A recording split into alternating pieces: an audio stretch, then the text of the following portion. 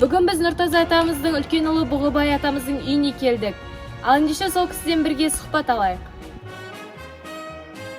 Саламатсыз ба, біз Нұртаза ата туралы сізден сұхбат алуға келіп отыр едік. Алдымен сіз өзіңізді таныстырып өтсеңіз. Мен Қазақбай Нұртазаның ең үлкен баласымын.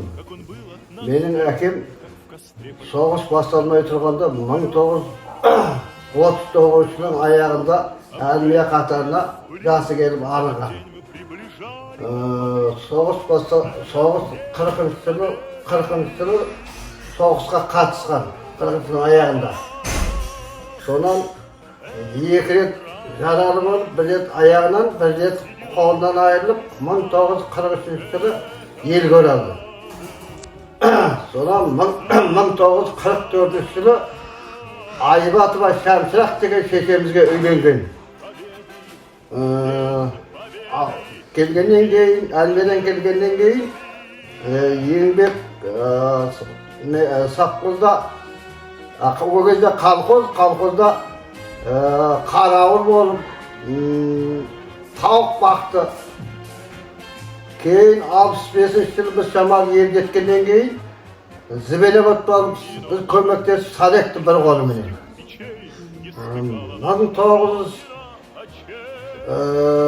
2000 жылы 12 майда қайтыс болып 80 жасқа шығып тұрған. 7 ағайындымыз біз. 3 қыз, сол кісіден 7 ағайындымыз, 3 ер бала, 4 қыз. Оның біреуі үлкен қарындасым ертеректе, осыдан 7-8 жыл бұрын елге өсіріп, Нұртазаева Қарлығаш деген дүниеге келген.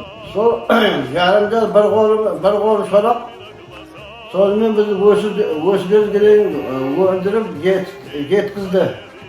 Мектеп оқыдық, колледж оқыдығанымыз бар.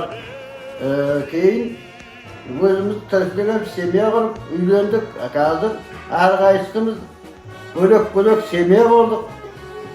Бойында ол кісінің қасиеті көріп көрдігі, біреудің малы несі жойылса, құмалақ салып, айтқан жерінен тауып алады деді. Ата, сіз әкеңіздің қандай қасиетін өзіңізге үлгі тұтасыз? Мен әкемнен үйренгенім, естіген маған ақылы, өтірік айтпа, біреуді алдама, ала жібін алма дейді. Семьяға сенсіз бұрып өтірік айтпа,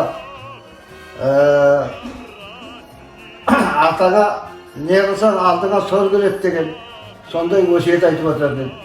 Мынау менің әкемнен қалған естелік, отан соғысында еңбегі сіңген медаль ордендері, наградалар осы үйме ескерткенде сақталып қоямын деймін.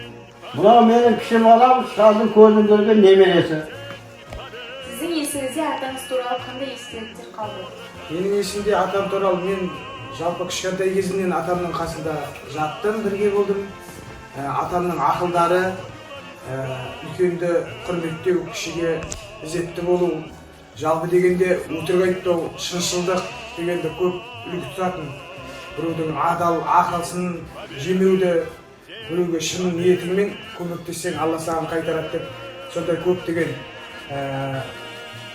нелерді, өсиеттерді көп айтатын. Жалпы ол кісі маған өзінің 5 жасына дейінгі есімдері, 5 жасында болған нәрселерді маған айтып отыратын. Қазіргі таңда ол 5 жастағы ол кішкене үлкен болған кезде не болғанын айта алмайды. Жалпы ол шежіре, ұру сұрау, ұруды 4-5-ке бөліп тастайды жалпы, біледі енді. Кімнің баласысың дейді, ұруың кім, осындай десе бітті. Сен анадай, мынадай бәрін. Жалпы ауданда, Қазалы ауданының совхозының Аранды елді мекенінде болғанымен 4 совхоздың құрметті болды. Қапталында 4-5 совхозда ол кісіні шақыратын. Сосын ол кісі 4 класстық білім алған, таблица жөнінде жақсы, таблицаны 5-ке біледі, 4 класс оқыса да. Сосын алпамыз Қобыланды едіге жырларын жақсы айтатын. Балдарым, жортқанда жолдарың болсын, қыдырата жолдасың болсын, талаптарың оң болсын, денсаулықтарың зор болсын. Әрқашанда аман болыңдар. Бүгін біз Biz Nurtaza atamыздың 3-ші жылы Қалмырза ағайдың үйіне сұхбаттасуға келдік. Сәлеметсіз бе Қалмырза ағай, біз ұлы жеңістің 80 жылдығына орай сіздің әкеңіз Нұртаза Қазақбайұлы атамыз туралы және өзіңіз туралы мәлімет алуға келіп тұрмыз. Сұрағыңызға рахмет. Енді мен өзім туралы бастайын. Менің есімім Қалмырза, фамилиям Нұртазаев. Мен 1953 жылы 1 августта Аранды ауылдық советінде туылғанмын. Енді сол жылы мен сөйтіп сол балалық шағым сол жерде өтті де 1959 жылдан бастап сол мектеп қабырғасына қабылданып 1969 жылы сол мектепті бітіріп шықтым. Жақсы, рахмет. Енді сіздің есіңізде әкеңіз туралы қандай естеліктер қалды? Жақсы, бақыт сұрақ. Менің есімде қалғаны біздің әкеміз соғыстан келгеннен кейін біз мына балдарды 7 ағайынды бала болдық.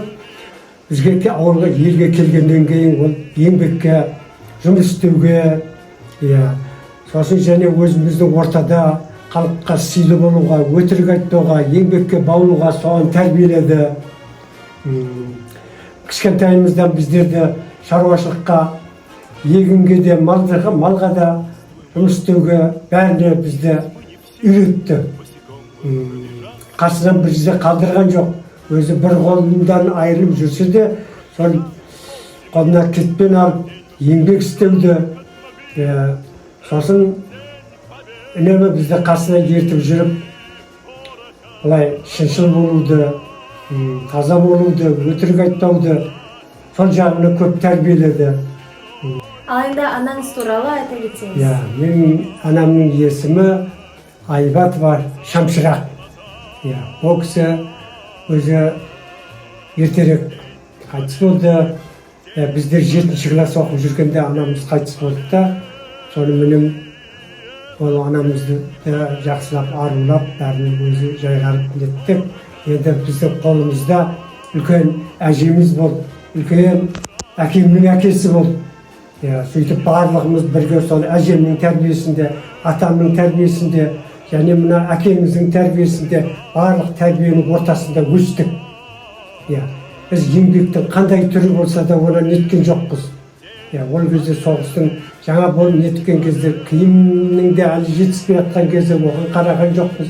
Бір-біріміздікін былай ыңғайға келсе сол ұқыпты пайдаланып, сөйтіп арман қарай бір-бірімізге еріп, бір-біріміздің ақылымызды тыңдап, ағаларымыздың, апаларымыздың ақылдарыменен өстік. Қалмырза ағай, берген сұхбатыңызға көп рахмет. Қош сау болыңыз. Ал балдарым, келгендеріңе көп рахмет сендерінде. Мен енді сіздерге бір батамды бере берейін. Құдайым оңдасын, қыдыр келіп қолдасын, бас аман мал түгел боп, береке бірлік орнасын. Дастархандарың бай болсын, көңілдерің саған сай болсын, биік бол мәртебелерің топ ішінде сыйлы болыңдар. Ауыз бірші мықты бол, жаман жолдан тыйым болсын. Ендігі жерде Аллам бейбітшілік заман болсын, ешқандай соғыс болмасын. Балдарым, кейінгі жастардың барлығы жақсы үлкен азамат болып өсе берсін, дендерің сау болсын.